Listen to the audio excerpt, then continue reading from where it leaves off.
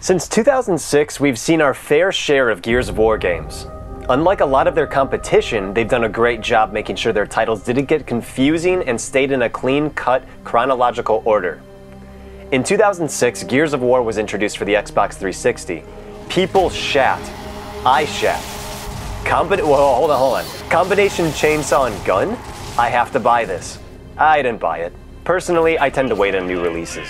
Too many times have I been heartbroken by a game that has pretty silver lining, looks good on paper, when the only thing on the inside is that pulling the weeds in the backyard sounds like a lot of fun feeling.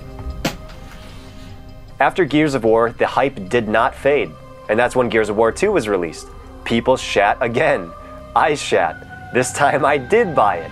And oh my lord, was it good. New weapons, character development, incredible gameplay, new modes, and a severely polished horde mode was introduced. There is nothing better than to sit behind cover with your closest friends and fiend off masses of grub. And still to this day, I still can't find a better headshot noise. I swear, look for a better headshot noise. They must have punched like 1,000 grapefruits to get that noise spot on.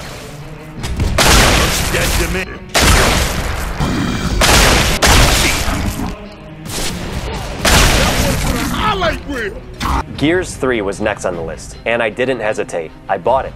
I knew it was going to be good. I also had the understanding that this was going to be the closing chapter of Marcus Phoenix's wild ride, and it was. Now, as far as how I felt about the game, on a scale from 1 to 10, it scored a, yeah, okay. And they added some new weapons like the one-shot and the sawed-off shotgun. Character development was good, story was okay, and they added some new interesting modes where you can actually play as the Locusts. Not bad, but not really that good. I guess I didn't really know what I wanted. I didn't seem to play the multiplayer for as long as I did Gears 2, but why should I? It's very similar to the same game, just with some extra flavors added to the mix. Now that doesn't make for a bad game, and by no means do I say that this is a bad game, but I suppose I was ready to move out of Mom's house and try something new, which it didn't really offer. Yeah, I heard you the first time. So today I bought Gears of War Judgement, and I won't lie, I was a little scared by what I might find. This is the first title in the franchise to pull a secondary name. That alone makes the player feel like this is just, a B-side game, like it's not as important. But I don't think a lot of people come to get the heart-wrenching story. More like the guns, headshots, explosions, scenery, butts. Today I'm going to review the first hour of this game and my thoughts on it.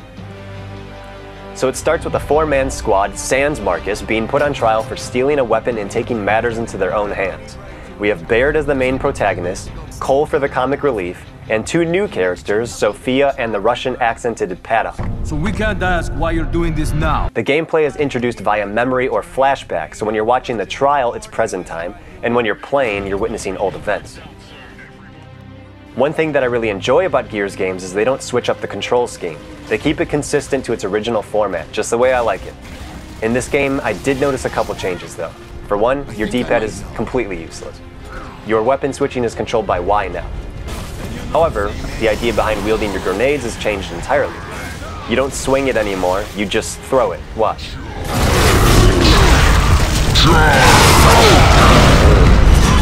As far as I can recall, this is the first time in a Gears game you can do this, and it makes for some interesting attack strategies. Along with the new control comes new guns, too. Within the first hour of the game, I was able to get my hands on a few new weapons. We have a new sniper rifle, the breach shot, a new missile-like launcher, and my favorite new weapon called the tripwire crossbow. Let's take a moment and watch how this gun works.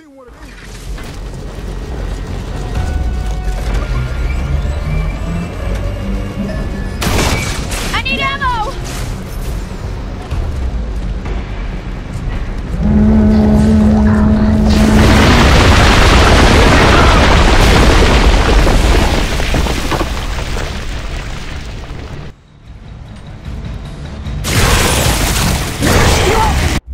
Oh shit! In addition to the new weapons, they also have some extra features added to the campaign mode.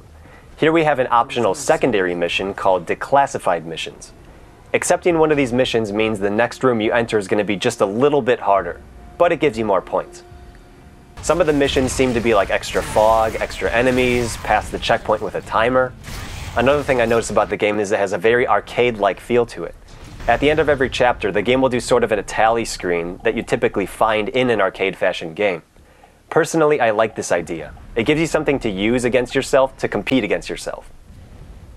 Also, to piggyback on the arcade idea, you often find yourself in a situation with your crew where you have to defend an area from an upcoming horde. These scenes can best be described as mini horde modes that they stick within the main game.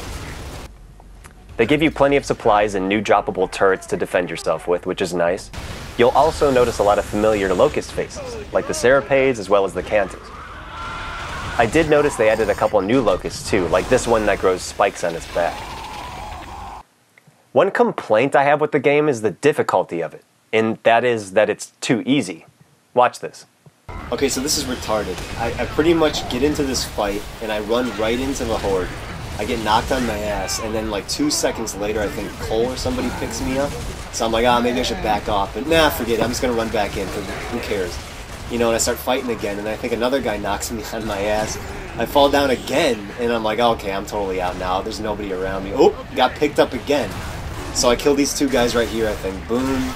And then I run back into battle again. I haven't learned my lesson at all. I get hit again, fall down, and then I think the girl comes, Sophia comes, picks me up. I'm up again, and I still don't learn my lesson. I get hit and fall down again. She stops everything she's doing and she picks me up. No, it doesn't matter at all. I can just do whatever I want because all my guys are going to do is just pick up after me. Back in the days, James Brown used to tease the audience by pretending to collapse from all the singing and dancing he was doing on stage. You'll notice his toadies will fill the stage and help him off, put a cape on him. But nope, he busts out of his cape and gets back in the game. And that's exactly how you'll feel when you're playing. What's the point of playing it safe when I can count on my comrades to pick up after my mess? I have absolutely no responsibility in this.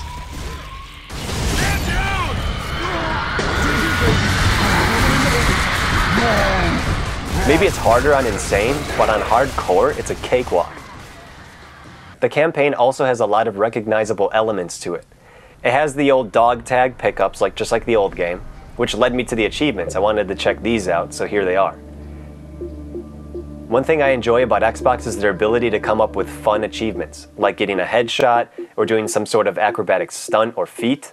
This game doesn't really offer any of this. I looked through it and it's basically all completion achievements. Better hold on to your ass because beating this game is all you really need to do to get the achievements.